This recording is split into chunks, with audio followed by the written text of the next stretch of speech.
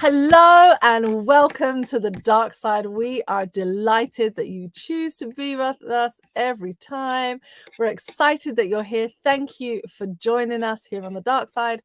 I am your host, Tabitha Purple, and TC Storm will be joining us shortly, I'm sure. So I'm just going to edit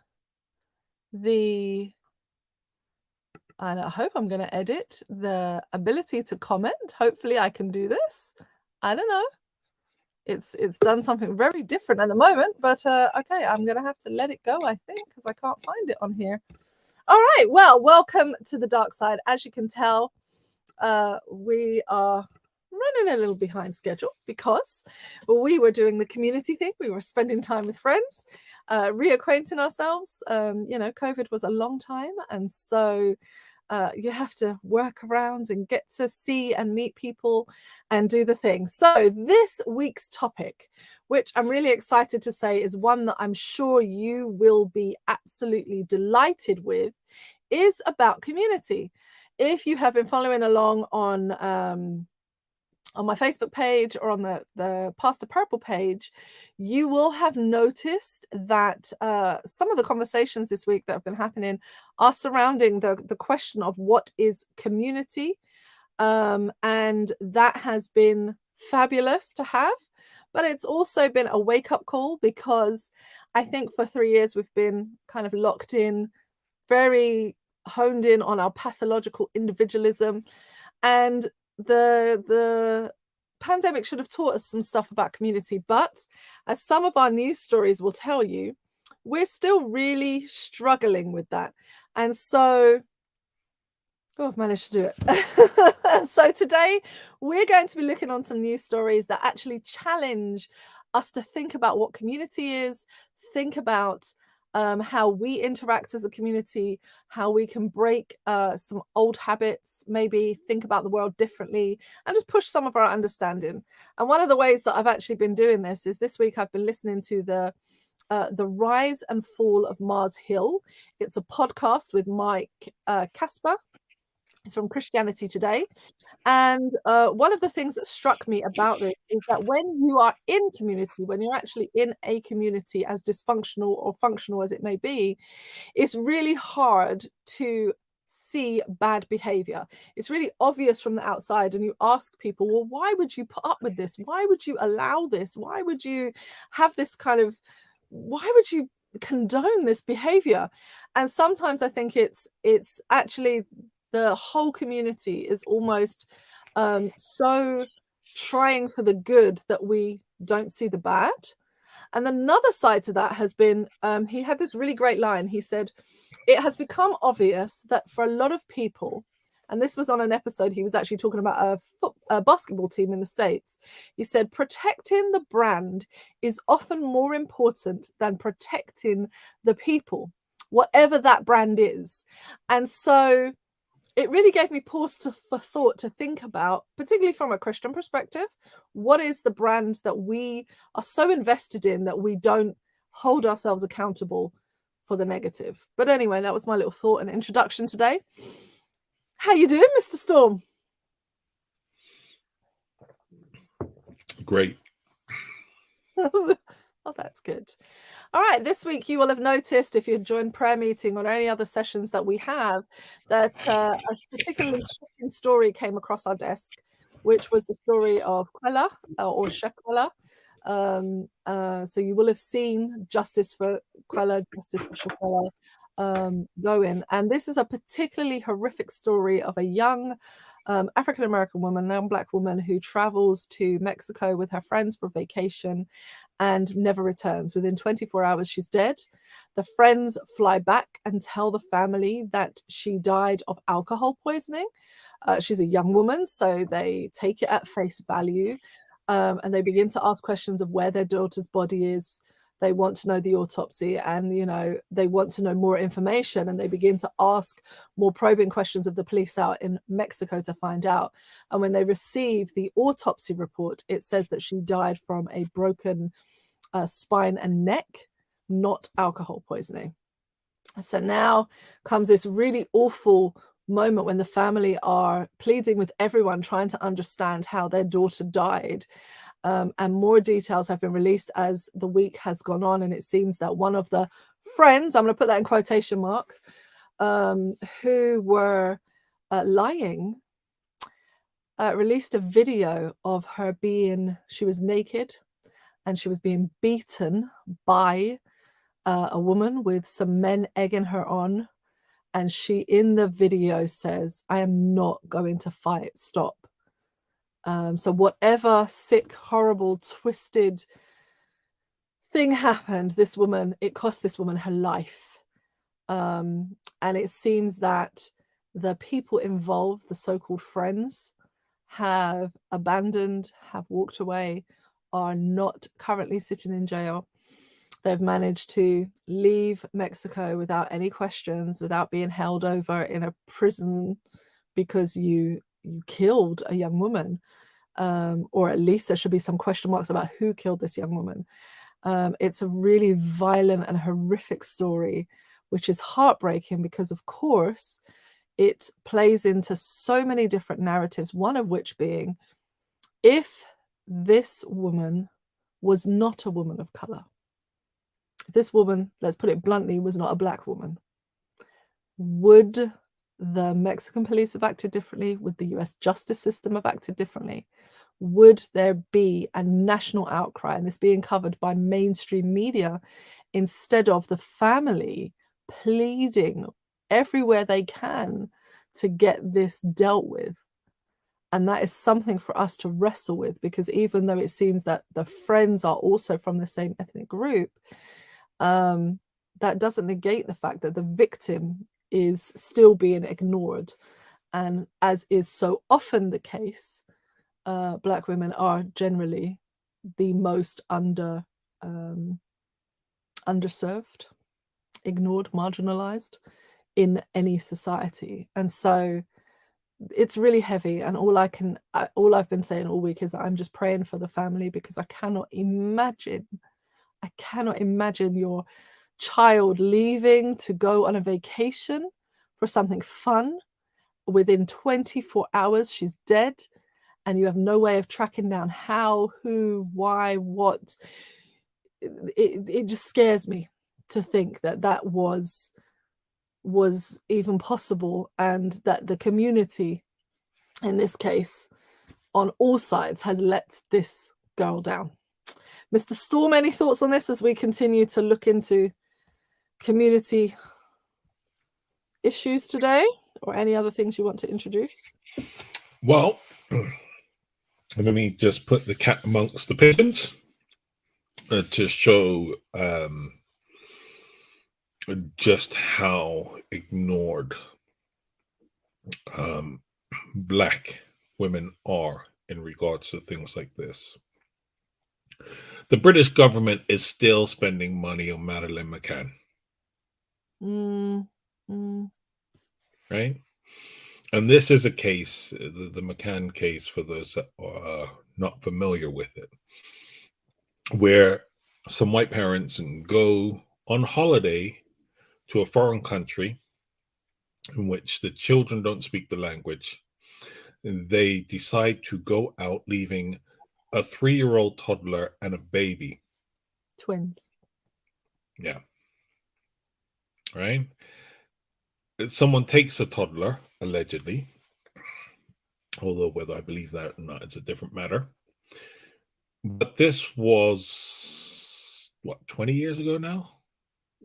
Oh, how old would Madeleine be? That's a really good question. I don't know. I'll double check as you're It's at talking. least 15 years ago. But the British government are still spending money to find this little girl. Right?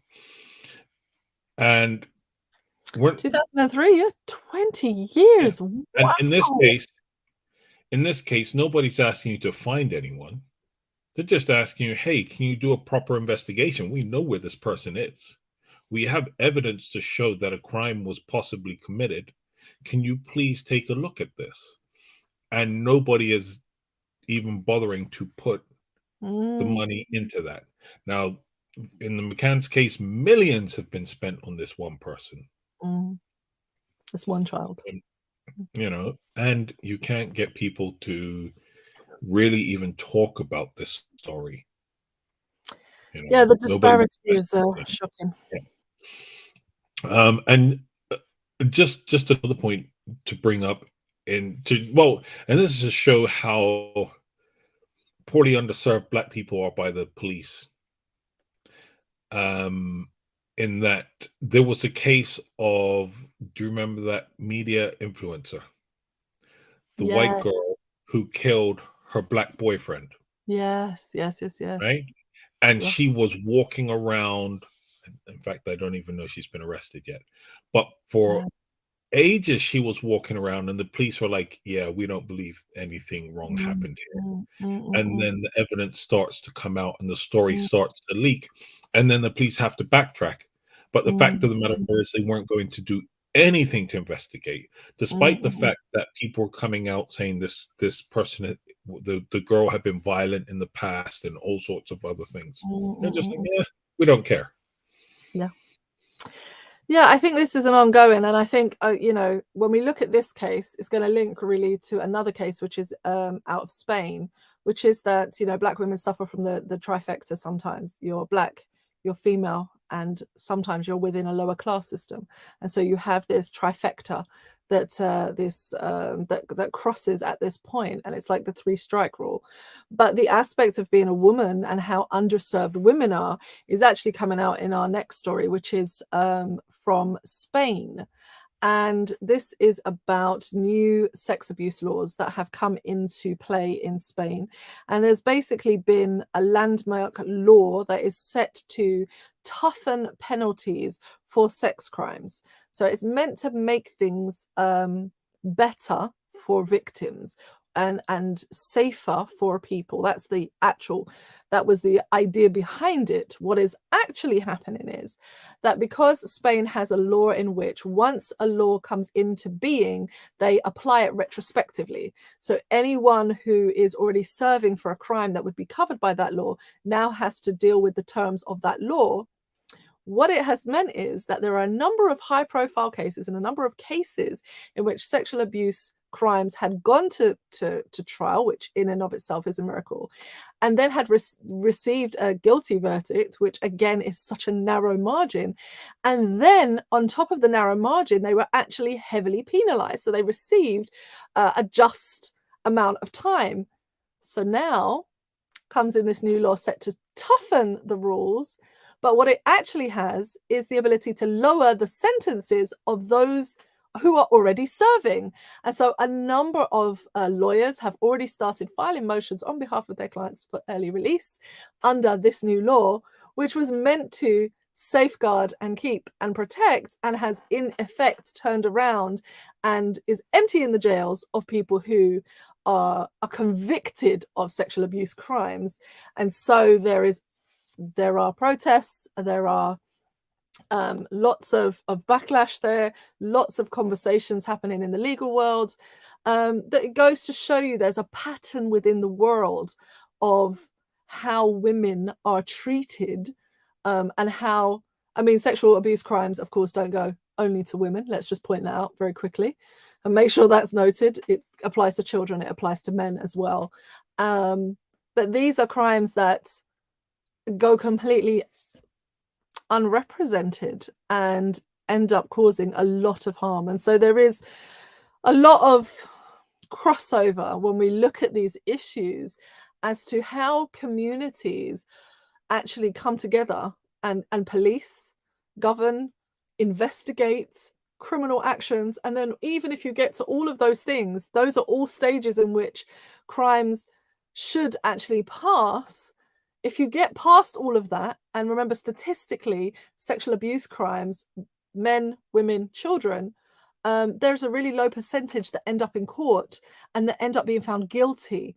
And so because of that, it's even more necessary to ensure that those people that do make it to that point, of course, are properly dealt with. Yeah, Mr. Storm, anything you'd like to add to that?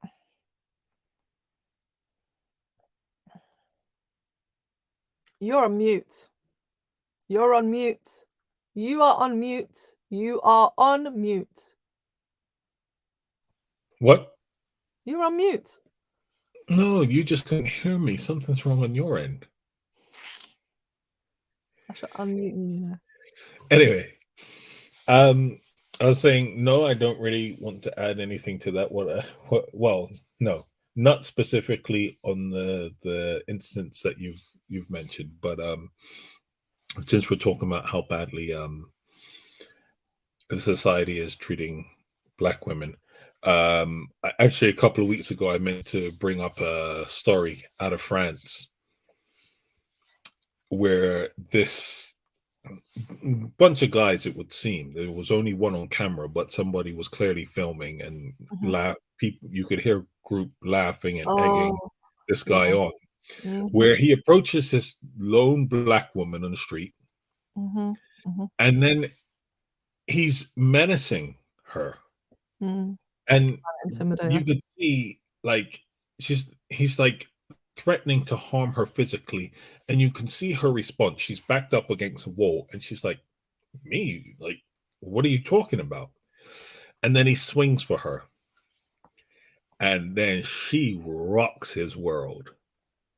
And for my wrestling fans out there, she gave him a solid rock bottom.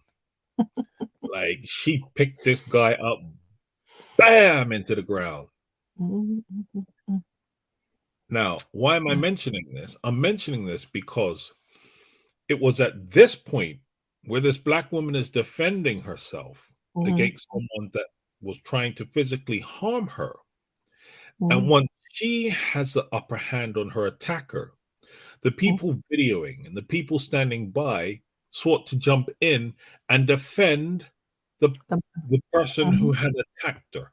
Right? The perpetrator. While she was being threatened and menaced, while he was intimidating her, people were laughing. Nobody intervened. Nobody said anything.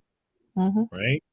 But as soon as she defended herself and was giving him what he deserved, people wanted to get involved.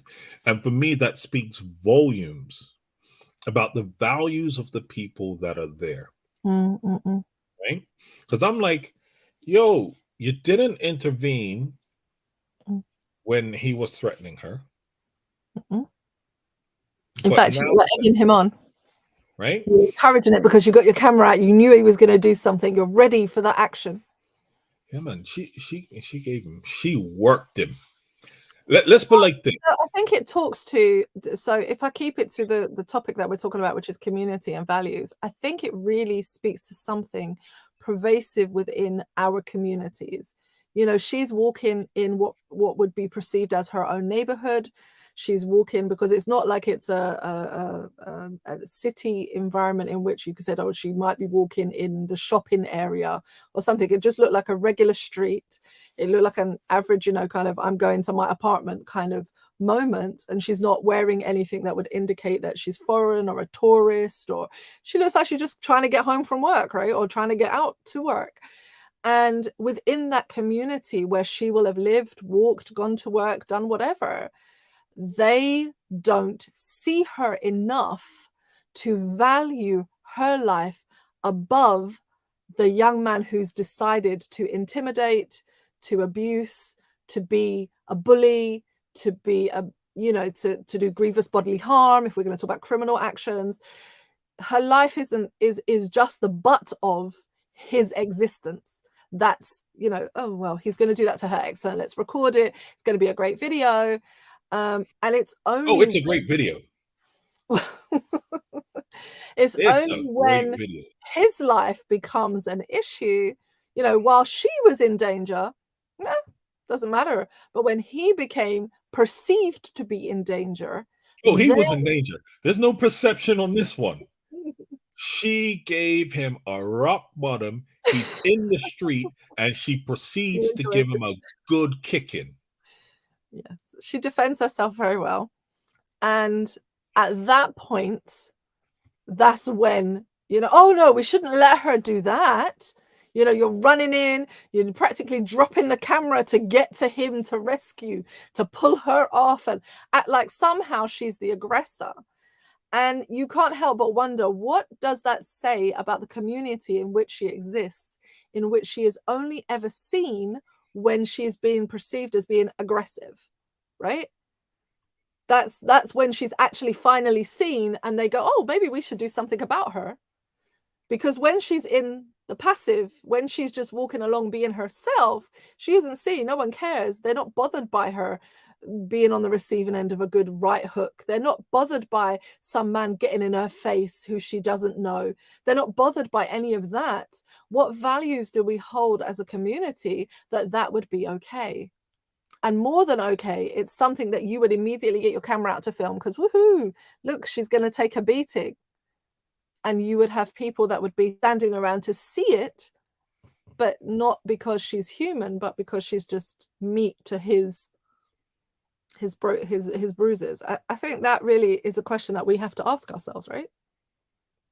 Yeah, well, I think what you're presented with is this real quandary of Black bodies being seen as property, right? And then the moment that the property defends itself, what you do is you feed into the confirmation bias of Black people being violent and aggressive. And so where you see people jumping in, it's because that confirmation bias is for them is being confirmed. Hey, look, we need to save this poor white person from this big, terrible Black person. You know, and that's in the defense. But the reason why nothing was done to stop what was happening is in part because Black bodies, Black property, you know. And so they're like, well, hey, you can do what you want. Yeah, sadly. I mean, to this point of community values, there was a story that came across the desks that I just want to touch on, which is out of Turkey, and it's about a cult leader called Adnan Oktar. I don't know if you saw this one. Did you see this one? He got 8,658 years he was jailed for crimes convicted of sexual assault and abuse of minors.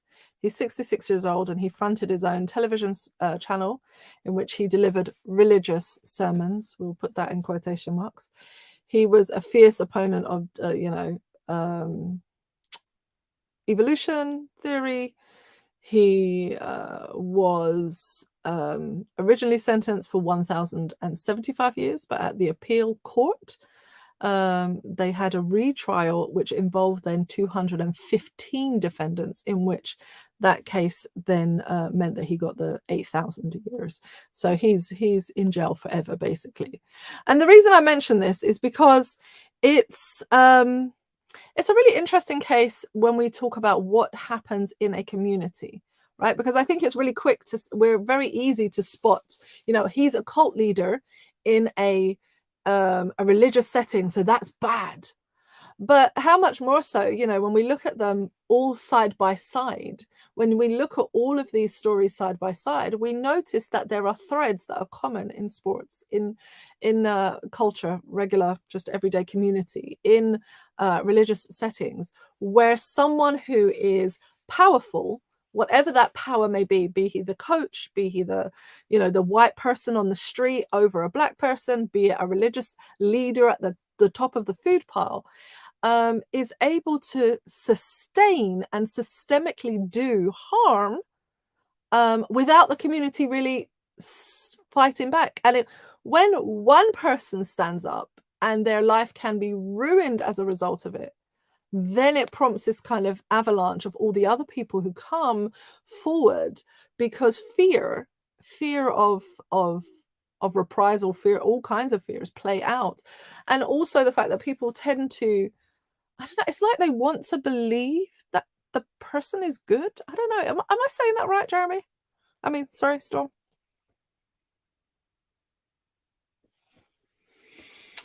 Yeah. Do we have another person on the stream? Yeah, okay, all right. I said sorry, move on. Right. So, you said 8,000 years. 8,000 years, yeah, he's never going to ever see the light of Yeah. day. I'm actually wondering what the odds are on Christ returning before this man gets out of jail, because that might be a bet that I will be interested in taking on. Because Mm. I'm like 8,000 years, yo, dude. Um, So, I'm like, Jesus is coming long before he finishes that. Um,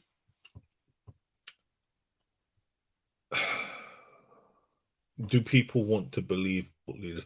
Look, I think this is what happens when, I think this is the nature of cults. And, often this is how cults break down. Somebody speaks about the wrongdoing, and then the dam breaks. And this is where a community is built on a person more than ideals.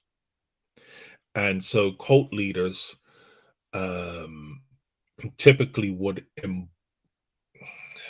they are the foundation of what holds a community like that together. And it's done through fear, it's done through intimidation, um,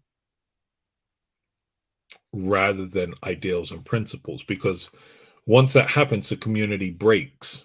Once somebody speaks out, the community breaks mm. because it's not built on ideals. If it was built on the ideals, you could lose a leader and the community could still endure. Well, I mean, I understand what you're saying, but as I said, there's a number of stories that we're looking at in which let's take, for example, Netanyahu's deal to boost the settlements in Mhm, the West Bank in Israel, in Palestine, I should say. mhm, You wouldn't typically say that's a cult leader. He's the leader of a nation. He's been elected. Um, however you want to discuss it, but you still see the same behavior. If you look at different groups, I mean, I think it's easy to kind of go with the religious aspects of the fear, but I think that those principles are prevalent in more places than we yes, believe they to be. but Can I say it like that? well, I still see it being built on fear. Netanyahu, yes, is very much a cult leader, and it is based Mm, on fear. mm, The mm. fear of the other. Boris Johnson is a cult leader. Trump Right, is a cult right, leader, right, right, right, right, right, right? right, The right. fact that you are not afraid of them directly does Mm, not mean that they're still not using fear as a yes, controlling method. yeah, It's yes. fear of Mexicans with Trump. With Netanyahu, it's fear of Palestinians and them coming and taking your land. Like Israel's an established nation, full stop. Mhm, Yeah, mhm, let's not beat about the bush. It's an mhm, established nation. Nobody's taking Israel away from them, mm, right? And Trump was not Trump. Johnson was about the immigrants and those mhm, immigrants. mhm. Fear is always the motivating Yep, factor and a yep, control method, but they're all cult leaders. yep, Trump has famously himself said, "Look, I could shoot someone in the middle of the street, and my followers would still support me." yeah, yeah, yeah. I think I, I I think that in some ways, religion has become a scapegoat almost for people's belief that that's where the evil lies. So if I look at mainstream Western society, it comes across as the evil lies in Islam, the evil lies in these bad Christians, the evil lies in religion. And those are the leaders that they look to and say, well, these are the terrible people. And that's not to say that there aren't bad people within those settings, but they very rarely they very rarely look back on themselves and say, well, what's happening out here that's so great? What's happening with our leaders? Are they behaving in the same way? It's not so much about the religion as it is about the leadership, as it is about the cult behavior that you're exhibiting.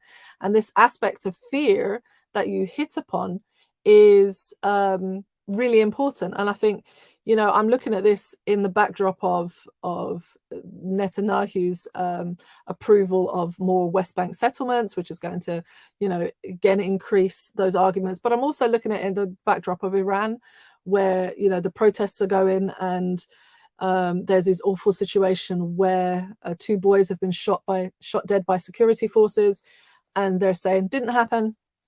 We're not even dealing with it. They're just, you know, kind of deleting it.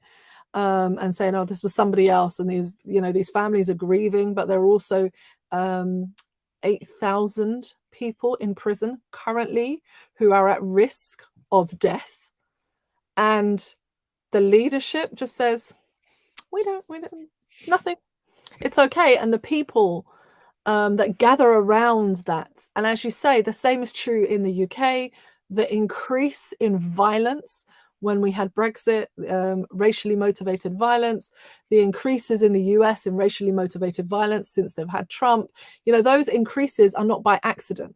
That fear-based behavior is really what drives, you know, all across all these different, they're not, you know, some is politics, some is religion, some is sport, some is, you know, all these different areas, and you still see the same ideologies, principles, basics that are governing, that are causing the same problems.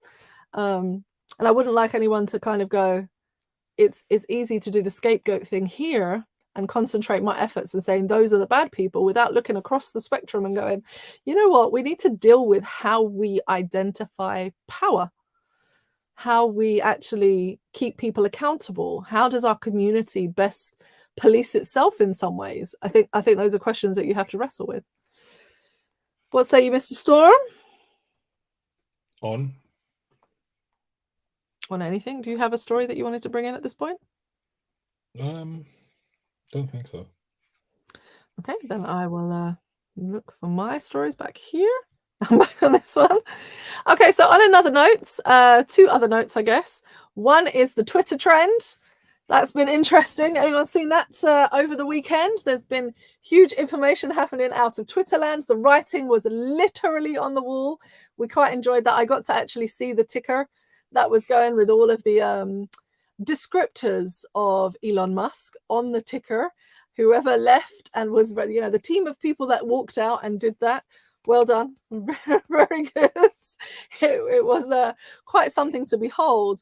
But what is interesting is there was this conversation about the collapse of Twitter and whether Twitter would collapse. And I remember having the conversation with you right when Elon Musk took over, and I said, you know, I question, will the Twitter community, the communities that exist there, you know, like Black Twitter and LGBTQIA Twitter, and, you know, all these different Twitter group, you know, kind of communities that exist, will they leave en masse and prove that one man does not have the right to dictate evil amongst everybody? Because there's no doubt that once he took over, the expletives, the against, the racist, over, you know, the obvious racist vitriol and hate increased tenfold immediately, and there was no policing it. So I remember having this conversation with you saying, will they leave en masse and show that they have power in this way? And when that conversation began to happen now over this last weekend on Twitter about the collapse of Twitter and whether it would collapse, would it not, you know, is it gonna survive the weekend? There was mourning on Black Twitter. There was wailing and gnashing of teeth on Christian Twitter. There was sadness across the different communities, praying almost that it would stay so they could keep their community in the face of the increase in hate and the increase in craziness that is coming out of Twitter, and the behavior of the CEO against his employees, the the blatantly unethical behavior that he's been doing, walking in and just sacking people for no discernible reason, the way that he's decided that they're all working extended hours now, which really isn't it should not be legal to force people to work longer hours, and if not you can leave, etc., etc., etc. Those are abuses of power that he's doing into the way that he's taken over. And instead of saying, you know what, we should all leave and just quit, people hoped that it would stay. Made me sad. Made me very sad, Mr. Storm.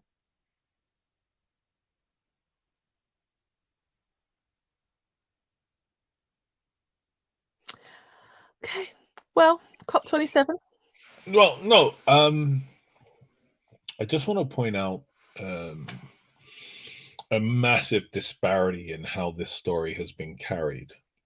Okay. Elon Musk, people have talked about him firing a whole bunch of employees. When he took over, he sent out emails and basically said, hey, you're all going. What? And the response in the media has not been, how could he do this? This is wrong. This is bad. It's been, how will the company function? Yeah. Yeah. Yeah. Right? That has been the response. Now, there was a boss a few months ago who fired 900 employees over a Zoom meeting. Oh, I remember this. Yeah, this was like a year ago, no? Was it a year ago? I can't That remember. was quite some time ago. This was in like season 2. That's like a few years ago. No. It was a long time ago. This was ages ago. The Zoom meeting. March 2022. Okay. It's like, yeah. Okay. Anyway, Let go me on. just go pull up the details there. Right. March 2022. So I was like, I know it wasn't BC. No, I wasn't saying it was before COVID, because obviously it was done over Zoom, so we knew it was during COVID. Right. So, yeah. But the response when he did it was, this is terrible. That's unethical. That's not how you treat people. Mm-hmm. Yes, that is true. And it was disgusting, and he shouldn't have done it. Mm-hmm. Absolutely. Mm-hmm. But he was an Asian guy. Yes, there's something really noticeably different about that gentleman and Elon Musk. Right. And it's not the billions. And I'm like, hold up, wait there. Yeah. Please explain to me the difference in response. Because they both pretty much did the same thing. In fact, I'd argue that the Asian guy actually had more courage, because at least he did it face to face, as much as, in regards to, hey, I'm going to look you at, and you're going to look at me, and I'm going to tell you. Yeah. It could be argued that Elon Musk was cowardly and sent an email. Yeah, absolutely. Absolutely.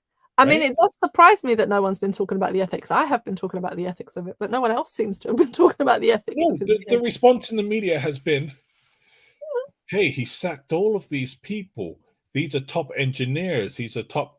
What is going to happen? How is the company going to function? But he needs to do this because he needs to cut costs, because he just spent 44 billion on it. Right? And that's the way that the response to this has been couched. And I need to ask, what is so different between the two to warrant such vast discrepancies in response? But this goes back to the cult leader, right?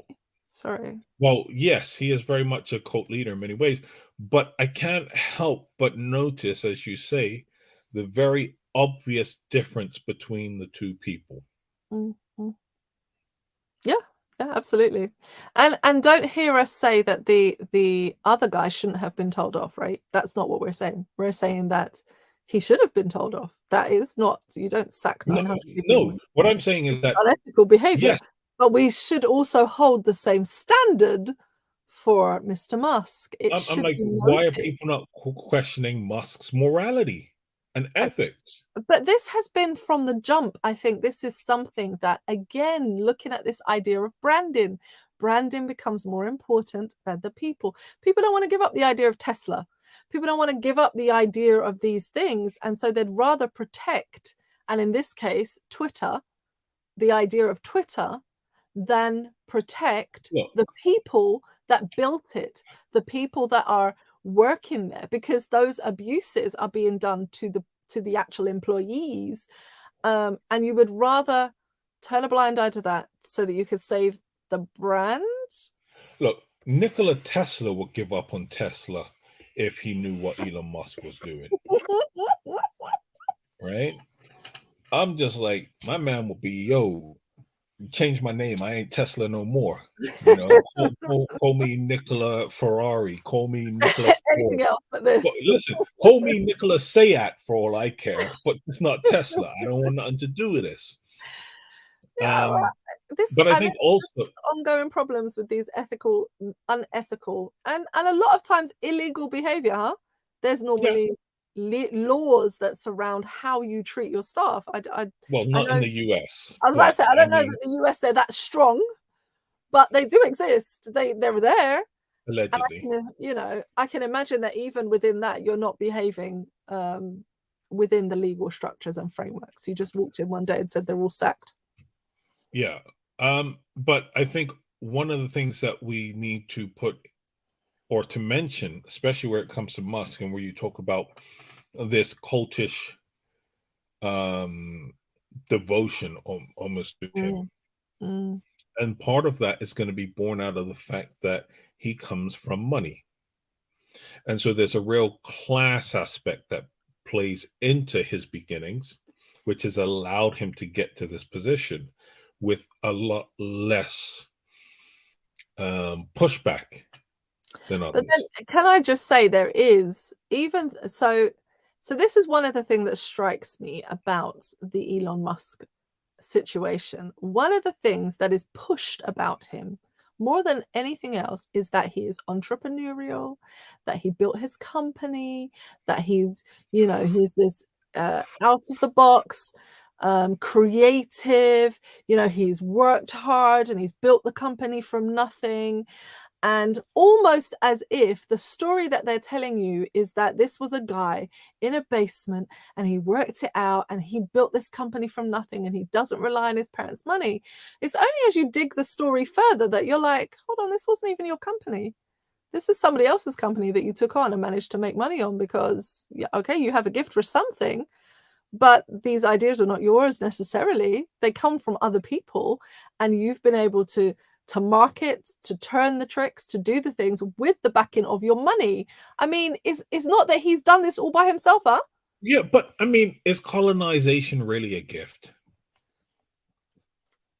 It's a talent. It certainly is a talent. It's something. I'll give you that much. It's something. But when you look at his behaviors and how he has treated companies that he has taken over and his employees, what's the difference between that and colonization? And as we said, when you come from that family, chances are you're going to be real messed up in the head. Yes, and indeed. Then that's without looking at the fact that his father was a great supporter of apartheid. So these ideas and beliefs, look, as they say, the apple doesn't fall far from the tree. And again, we have to ask, I think it goes back to this, asking ourselves, as consumers, what is your values and priorities system? What is your community system that is going to enable destructive people to play such a defining role in society with no consequence, right? It's, to me, there has to be a question about, how our pathological individualism, I love the fact that you taught me this phrase, pathological individualism, it's helped me to understand the world so much, is shaping how we are a community, or in the case of what we're seeing at the moment, are we really a community, or is it very self-serving? When we look at Twitter, there are other platforms in which you have community. You have TikTok, you have Instagram, YouTube. I mean, you know, whatever is available to you. We're not particularly promoting a brand here. But you have a number of other social media platforms in which you can engage, in which you can have the sense of community. Is Twitter that valuable to you that you would forego all of your ethics in order to uphold and sustain? I said, maybe I should be quitting Twitter tomorrow. I don't know. Mr. Storm, I don't know. Here we go. So that's what, I don't know. I'm feeling like maybe I should quit tomorrow. Look, well, you know my view on Twitter. I got kicked off. Yeah, I got. Look, I don't know why I got kicked off, but they kicked me off Twitter. Yes, they did. Community violations. You told somebody racist that they were racist. Yeah, look, I'm always telling people. Apparently, you can be racist on Twitter, but you can't tell people that they're racist on Twitter. Look, Twitter, Facebook, they all have the same thing, right? Yes. You know, there's trolls, there's abuse, and when you respond to people being racist and abusive, then you often are the one that actually ends up on the receiving end. So I've had a fair few Facebook bans as well. In fact, I actually had a Facebook ban overturned by taking to Twitter with the screenshots. Yes, indeed. That's true. That is true. Again, how we use community, huh? Right. But here's the thing. I push back. I push back on the notion that Facebook, Twitter, et cetera, are communities. Right. I think they're marketed as being a community, but they're actually not a community. Right. And by that, I mean, actually, what are your shared values? Yes, indeed. Yes, indeed. Right. What is it that you have in common? How do you support each other? Mm-hmm. What is your method of governance? How do you input into that method of governance? How do you take responsibility? How do you hold your so-called leaders or those in positions of authority accountable? How do you hold each other accountable? These are all things that are important within communities, which are missing in online platforms. Mm. Right? I see them as communication tools. Indeed. But Indeed. not as community. And I think people have drunk the Kool-Aid on this in labeling or accepting the terms and labels applied to these things as community. Yeah, I mean, you know, I agree with you that they're all communication tools. But in communicating, you can find yourself in a space where many people have found smaller corners and communities in which to exist. So they're in a private Facebook group with people with shared values, shared interests. They are able to form smaller networks within that support and fuel, and they have their own governance. I mean, you know, particularly within Facebook, you can have the groups and different things, and so you have this kind of idea. But then, even going so far as to say, you know, I'm not being dismissive of people's frustrations and sadness, because I think a lot of people live very individualistic lives, and the only time they're really talking to anybody is actually online. And so a lot of times, you know, I mean, I listen to and follow some people on Twitter. I'm not on there very frequently, I must confess. I'm not the greatest person for that particular app, never have been. But I've seen their journey. I've been a part of, you know, watching their story, watching their growth, looking at how they've gone, and then listening to them feel the pain of saying, you know, I may have to say goodbye to this. And actually, I've been interacting with all of you lovely people, and now I won't see you again. I won't be able to interact with you again. I'm going to miss you. I'm going to miss these communications and this kind of ideas. And I think, you know, I think in a world which is so individualistic, I can't help but think it's sad that in the end, what's left is us trying to cling to this idea of one particular social media platform, whichever one it is, you know, should they take away whatever, because it's the only vehicle I have to form a community based on shared ideas, shared values, you know, shared common interests. That's the only place I can find people, because when I look back in my actual lived reality, I'm not finding that there. That aspect is not being fulfilled in those spaces. And so I think it's just really, it's hard. I don't No, know. it's not. Well, no. You know what? I shouldn't be so dismissive because, as I said, I got kicked off Twitter. I was like, well, screw it. But And you loved it. I don't love it. listen, when I get banned from Facebook, I'm like, screw it. I just go do something else. Because they're communication tools. Now, look, I hear you say, look, you know, people will talk and, you know, they can communicate and whatever. Look, I could be in a WhatsApp group of people from my work. I don't want to speak to half of them. I don't care. You know, and you can say we've got things in common. It's a communication tool. That's not my community. And so what you have is people coming online and they're communicating with people who have shared ideals, but they're not actually building a community. Let's take a different medium, right? Let's get rid of technology. I could write letters to people all over the globe, but you wouldn't say I had a community. My community would have to be within proximity to me. My community would have to be around me. Doesn't matter how many letters I write around the world, you'd say we have things in common. And that person in that part of the world would have a community because they would have people, actual, real life, physical, tangible people that they could meet with, that they could eat with, that they could socialize with. I And hear what what you would you're have is saying. a community here and a community there, and those two communities will be in communication with each other.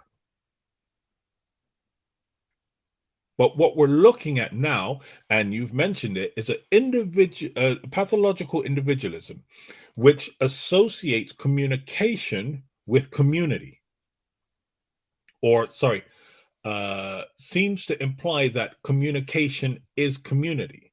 And because we have become so pathologically individualistic and society has become that way, we've drunk the Kool-Aid to say, look, you're right, I'm communicating with someone, so therefore I must be in community with them. No.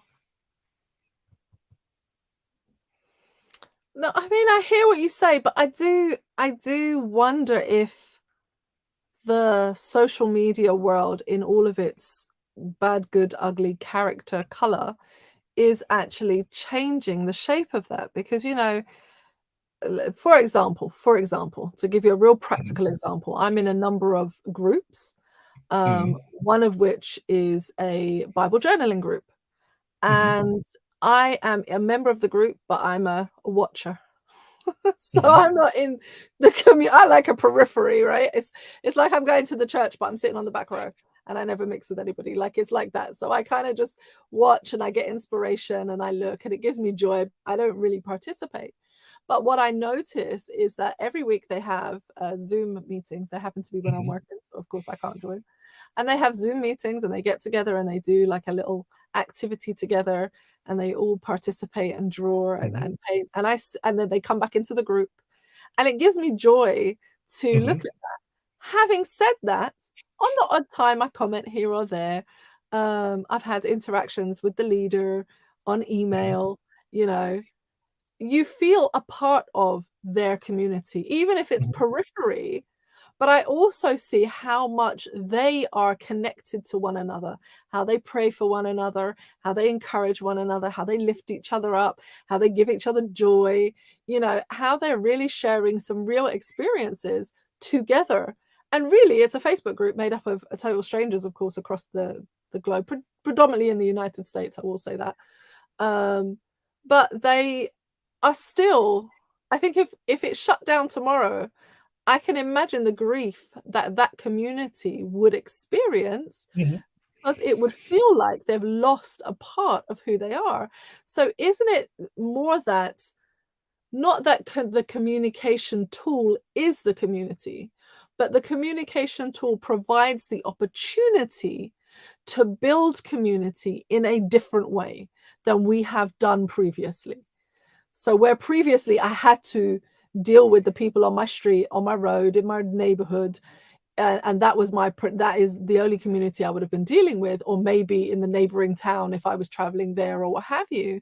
Now my community can span the globe, because if we have those shared common interests and we build that constant communication and we use the tool appropriately and effectively, we can then build it to something where we are connected beyond the communication tool. See, I mean, you know, I know people who found places to stay when they're on holiday. They've gone and they've absolutely. But I'll put it to you like this. Are in each other's houses when you're in their spaces. I'll put it to you like this. That is not how I would define community. Okay. Right? And I will put it in context of this. Long before the internet, in terms of how we will communicate, etc. And I'm there's a reason why I'm taking it back this far, is that I would phone family and I'd speak to family and I'd be like, yo, I'm coming to stay at your house. Yo, I just need to chat. Yo, that's family and how we will communicate. But they weren't my community. They weren't the people I was living amongst. They weren't the people I was socializing with every day. They weren't people whose actions would directly impact my life on a daily basis and whose actions I would be able to impact on a daily basis. It doesn't mean that, hey, if something happened to them as far away as they were, I wouldn't grieve the loss. I would grieve the loss, but that doesn't make them my community. I would still love them from a distance. That doesn't make them my community. So it's quite possible that people are communicating with people online, and as you say, if the group were to disappear tomorrow, they would mourn the loss in the communication that they have with each other. Doesn't mean that you can't form bonds and connections with people that are far away in that way, but in my opinion, it doesn't make community. Okay. I mean, I decided to have a quick look up online to see what the definition of community was. So as to help us, I have not been able to help us. So we have 3 definitions and it still doesn't make it any clearer. The first definition is a group of people living in the same place, which is your definition of community. Yeah? A group of people living in the same place. Yeah. Okay. Well, yes and no. Because you can live in the same place and not be community. So, yeah. But then doesn't that speak to something about the way that we've become individualistic? It's not that we're not a community, it's that we are abdicating our community. I think it's circumstances can mean that. And at the same time, circumstances can mean something else. So, for example, you mentioned Palestine and Jewish settlements. That's not community. They're living next to each other, but that's not community. But isn't that part of that in some parts is part of the problem? If I saw the Palestinian as my neighbor, I would not behave in the way I'm behaving. That doesn't make them any less my neighbor. It means that I'm abdicating my responsibility as a community. Your neighbor does not equate to community. Well, according to this definition, it's a group of people living in the same place. Well, that's why when you said that's my definition, I was like, not quite. Well, I think to me now it sounds like you're having your cake and eating it. So I'm just going to go on to the next definition. All right. So the next one is or having a particular characteristic in common. So a group of people that have a particular characteristic in common. So they're not necessarily living in the same area, but they have something Mhm. in common. But then this goes to something that we were talking about, which is that community can be found in any space and time. It's about commonality. It's about shared values, and that Right. can be through different mediums, not And only where you physically reside. I think that if we were to take in totality what I've been saying, my definition would actually be a combination of those 2 points, not one of them in isolation.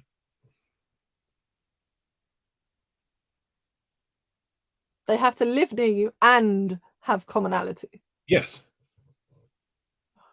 Anyway, the next definition is the condition of sharing or having certain attitudes and interests in common. Oh, Um, I'd say all 3 points then.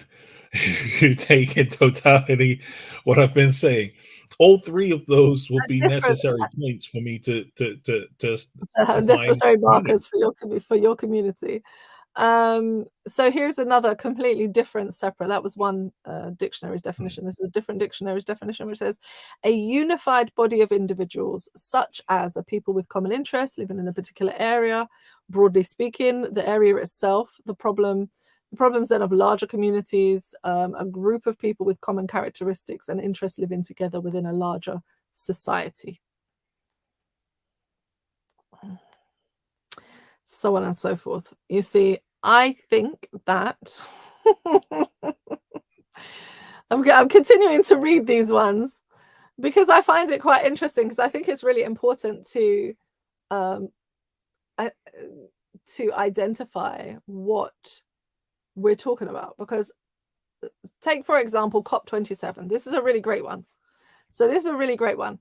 COP27 just happened out in Egypt, and they have finally, after 30 years of working, the nations that are facing the highest impact of climate change, which happen to be the nations who have the least power, so to speak, because they are what is termed, I do not like the term, what is termed developing nations. Don't like that term at all.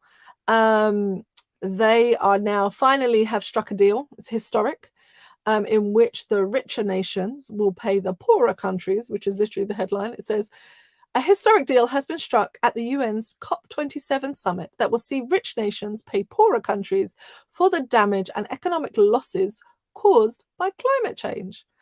And there's a lot to be said that hasn't been worked out. What is interesting is that the rich nations are complaining already that they have not had a commitment to phase out fossil fuels in these poorer nations. Bearing in mind, they haven't phased them out in the rich nations either. So when you have technological advantages, etc., over these nations, you want to talk about why aren't they phasing out? Well, Upsetting. Anyway, I mean, but just last there's week. this historic moment happening, Mm, and to talk about community, this is being led by prime ministers such as Mia Motley out of Barbados. Another prime minister that was mentioned was, oh, let me see if I can find his name. Oh, it's gone. Some other prime ministers and presidents around different nations getting together, using the forces of their community, forming community to actually put pressure at COP27. After 30 years, this is finally happening. And it is in no small part to these people realizing that they had power in their communities to be able to turn around and form this block, this network, this community of people who were able to put enough pressure on that they were able to strike this deal. right. They don't live near each other, they're in separate countries. No. Did they find power in community, or strength in community? I would say that they found power and strength in their unity. Um, and they had some common interests. But culturally, many of these nations are worlds apart. Oh, yes, absolutely. Without a Yeah. shadow of a doubt. Um, but I don't believe that you need in order to achieve unity, that you need to be one community. You can have shared goals, shared aims that can lead to those things and not necessarily be a community. Could you become a community? Possibly. But that for me would take a societal shift. Mm. And by that I mean that your morals, your ethics pretty much merge Mm-hmm. seamlessly, that your community grows and Mm. grows. And as there's an uptake within that, then the society changes. Mm.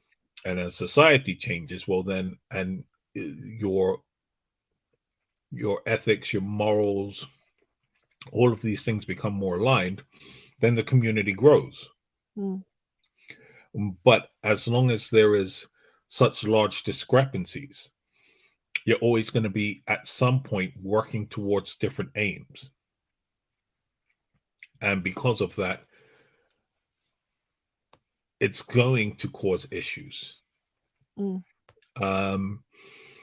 I think it's good that people are recognizing, look, individually, we're small and we don't hold the power and authority, but together we can.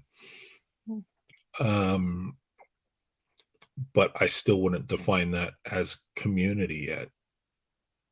I would say that they have a unity. Yeah. Yeah, I mean, I think it's an interesting question that bears thinking about, because I think we use the term, as you say, community quite frequently. Or no, in fact, we don't use the term anymore. You know, or it depends where you live, I guess. So let's take somewhere like the UK, for example. The idea of having community is being stripped out of the society. It has become a them and us system in which those people are the bad people, whoever those people are. Those people are stealing. Hey, listen, don't say those people. You get in trouble like Dave.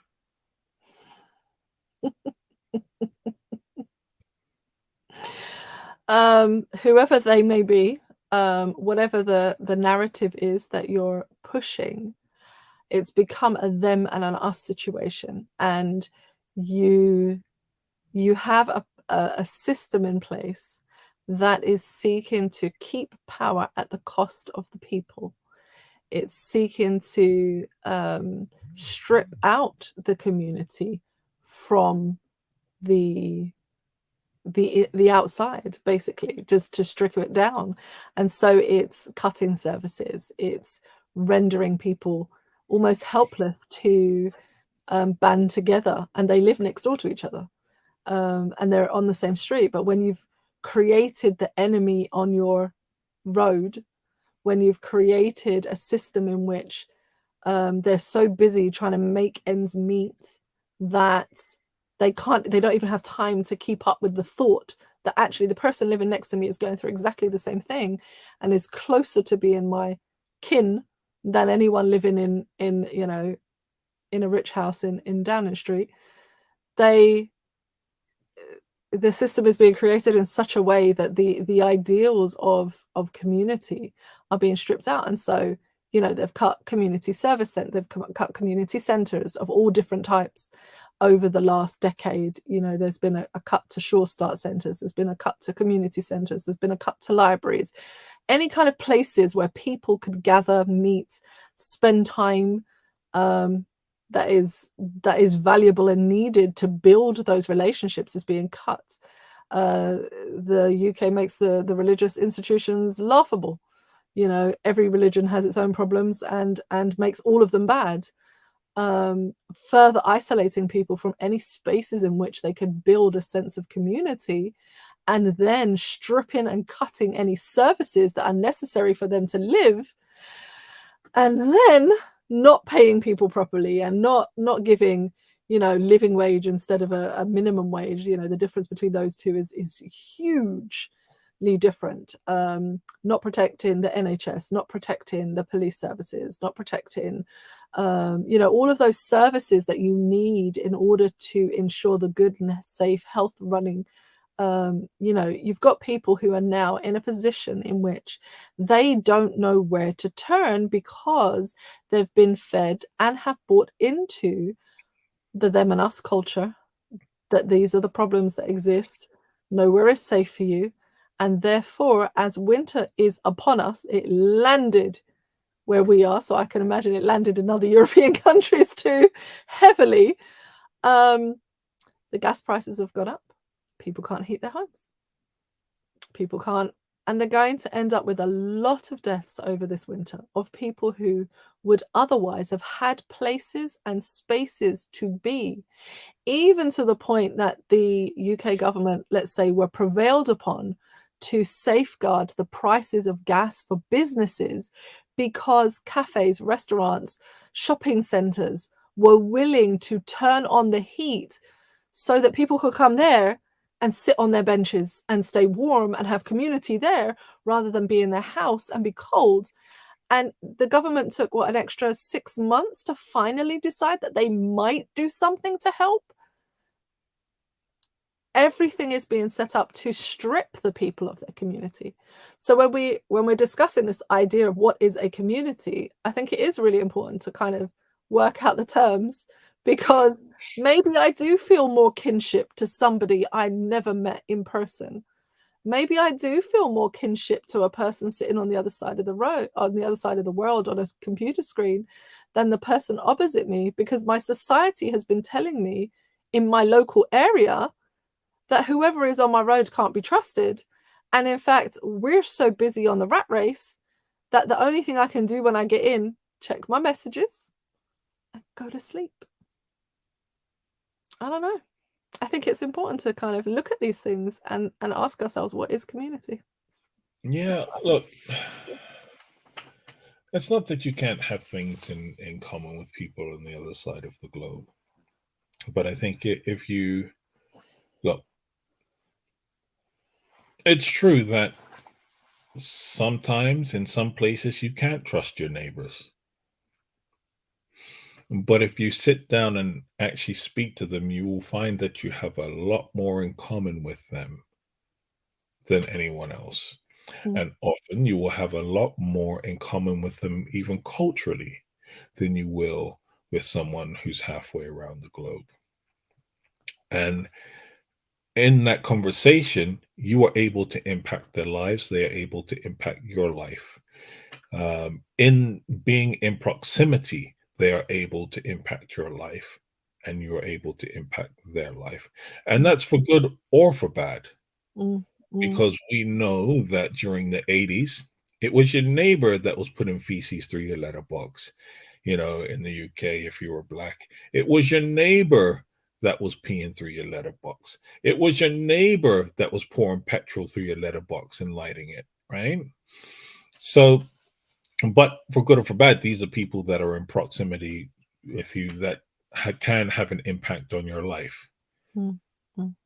Hey, listen, that's a trick I would pay to see somebody in Australia pee through your letterbox. That's a trick I would pay to see. It ain't happening, right? Yeah. So when we're talking about these things, look, I'm not saying that you can't have things in common. I'm not saying any of these things. I'm just simply saying, look, when it comes down to the details and impacting your daily life, how much impact can someone across the globe really have?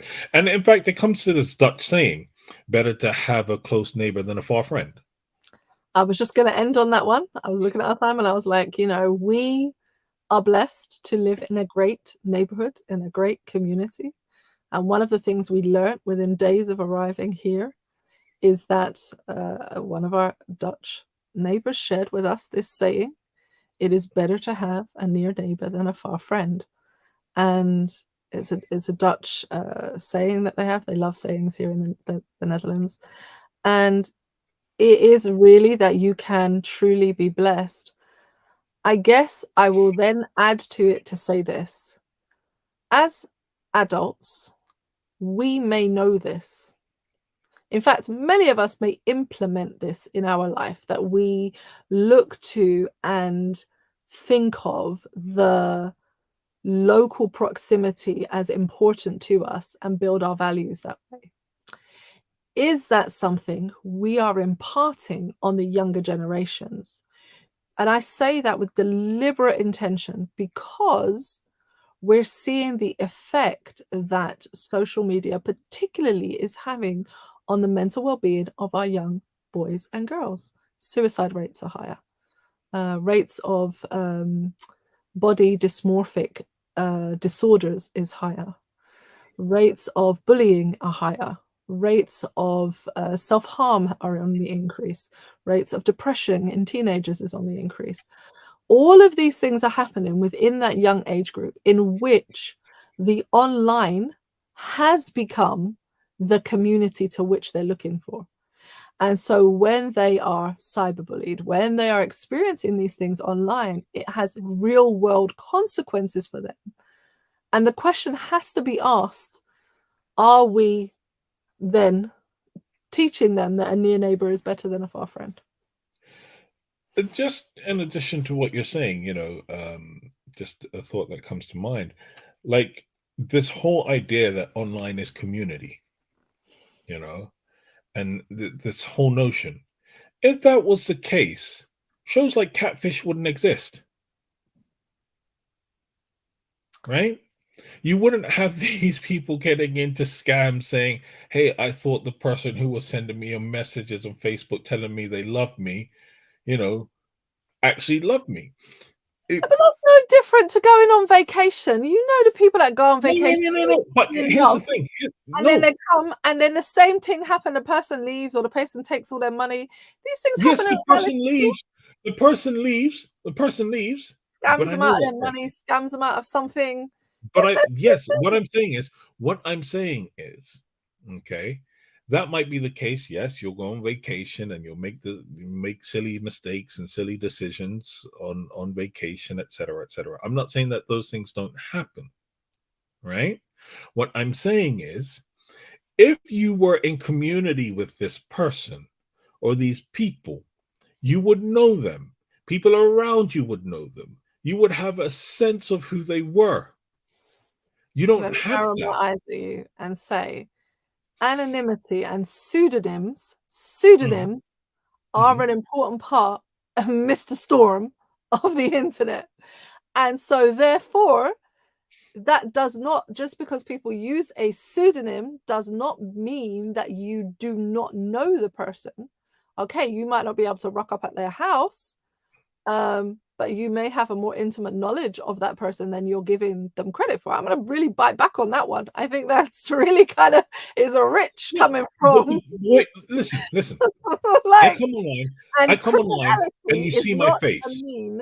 Yeah, but criminality is not a reason to say just because it's criminality, oh, they're not community. Hello, the amount of Listen, scams that happen in person, yes, in but person scams what I'm saying is, constantly. what I'm saying is, the people that scam you are typically not from your community. Because if they were, you'd know them. You know who the scammers are. Like, listen, I knew who the drug dealer down the street was. Everybody in the community knew it. Yeah, We but knew sometimes these things we are knew who was who. yeah, but let's be real. A lot of times it is preying on the susceptible, huh? So let's be Yes, honest I'm not that saying that you don't. that This is the a lot scammers of the do that. community will say online communities will say, hey, we have rules about how we identify people and the markers to watch out for. Is that a Mhm. lot of people blow past them because they're so desperate for communication, that they're so desperate to have that connection, that they may ignore warning signals, which happens in real time. No, I'm sorry, you can't use that as a reason to say it's not community. Sorry, Listen, sorry, okay, sorry, look, sorry. let's be That real. don't Let's be work. real. That don't Let's be work. That real, don't right? work here. Let's be real, right? According to how people would define an online community, right? People that watch this channel on a regular basis will be part of our community. Yeah. besides the people I know personally in real life, who I've met, who I have spent time with, how many would you say know me? A more interesting question. How many of them would say that they've spent time with you and still would say, then I know you? Me know you, Don't come with your Then, foolishness. A then more hear this. accurate person. Then A how more much less? accurate person How to have much said, less are you going to would know it be me? somebody you've never spent time Would it with? be me? It would not be you. Don't be silly. How much You've less are you got going to know somebody people you've that never listen. spent time with? There are So this whole people. idea of an No, online no. community, No, you th- cannot use you as an example. That would be an inappropriate use because you are the exception to the rule. You can't use you as the example. And I say that because if I think about some of the relationships I formed, as I said, I've watched other people form relationships and how those have developed. The overarching trend, whether you like it or not, or you sit outside of that trend or not, is that people can form these long and deep lasting relationships with a community of people online. And I'm going to specify that it's a small number, okay? Because I think the size of the community is really important. I think when you're talking in the millions and billions of whoever followers that people have, that's different. That's following. That's a that's kind of the fan culture. That's a different thing. But when I'm talking about community, those shared interests in a small number is definitely important, because I would say that there are some people online who I know that if I let them know I'm coming to their area, no problems. We're cool. If they let me know they're coming to this area, no problems. We're cool. I got their back. They got my back. It's no problem. I never met these people before in my life. Some people I only ever meet when I, finally end up in the region of the world that they're in, and I'm like, hey, and I know them better than some people I would have said I knew growing up, or I knew back in the day, or what have you. Mhm. So yeah, it's not about how much you know somebody. That can't be it, because if we're going to judge it by you, then nobody ain't know you. So let's move on up.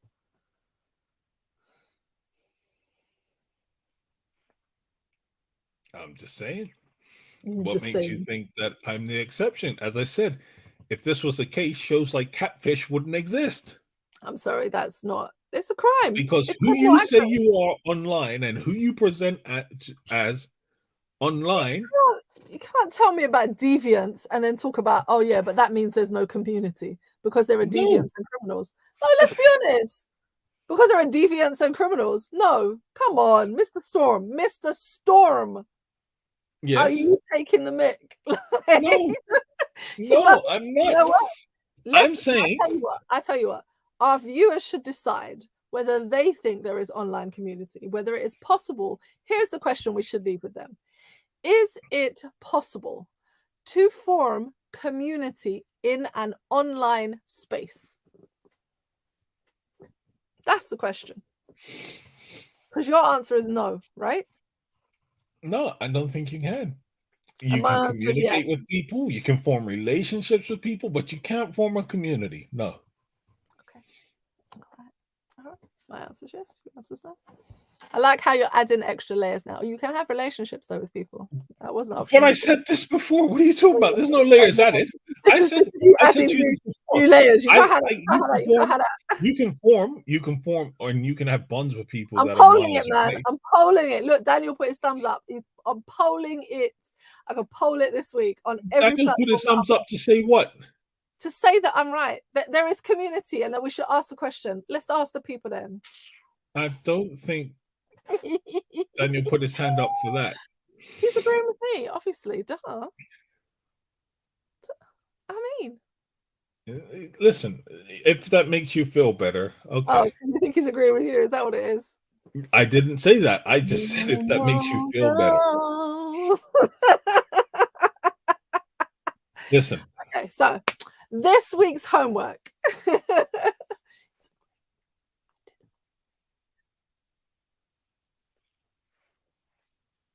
Yeah, no.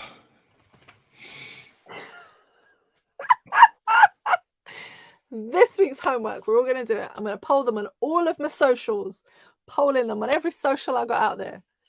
You tell me, can you form community online? That's the question. All right. I think it's a valid question to ask. I think the problem is that people don't even realize very quite often that they are so pathologically individualistic that they may not be able to discern. Look at you. What are you trying to say? You trying to say that people are stupid? What's wrong with you? Stop it. Stop What? it. Stop it. Stop I, it. We've got to trust the people then to understand what community is. They can look it up in our dictionary. They can tell what it is. One of the definitions say that you have shared interests. They can't work it out. yeah, there's a saying, I can't remember the exact wording. What was it? People are stupid, but the individual is smart. That is the basic No, I premise feel of it. like I should pray for all of us. When it comes to me holding the opinions of people, I struggle with people. I listen to the person. Oh, is that what it is? So now we're I backtracking. struggle Okay. with Yeah. the I'm gonna pray opinions for of you. people. I'm gonna pray for you. You know, I'm gonna pray for you. You carry on. I'm gonna pray for you. Carry on with your bad self. I'm Right, just saying. listen. We need to let the people them go. Yeah, Let the people let the them people go. go. They ain't your community. Let them go.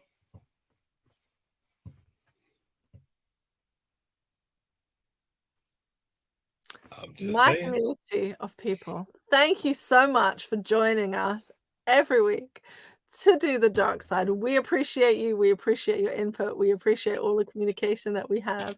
We appreciate the community that we share together. Don't mind him. Don't mind him. He love it too. We are wishing you a blessed week. We are wishing you blessed time as you continue through this week.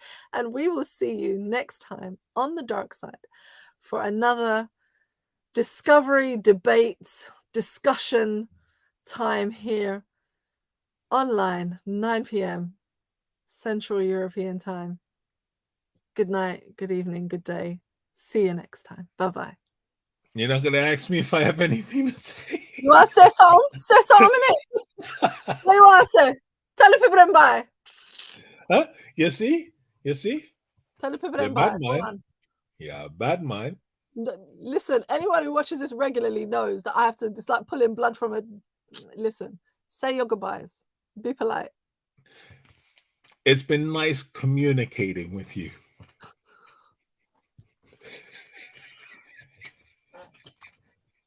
Peace, love, and hair grease.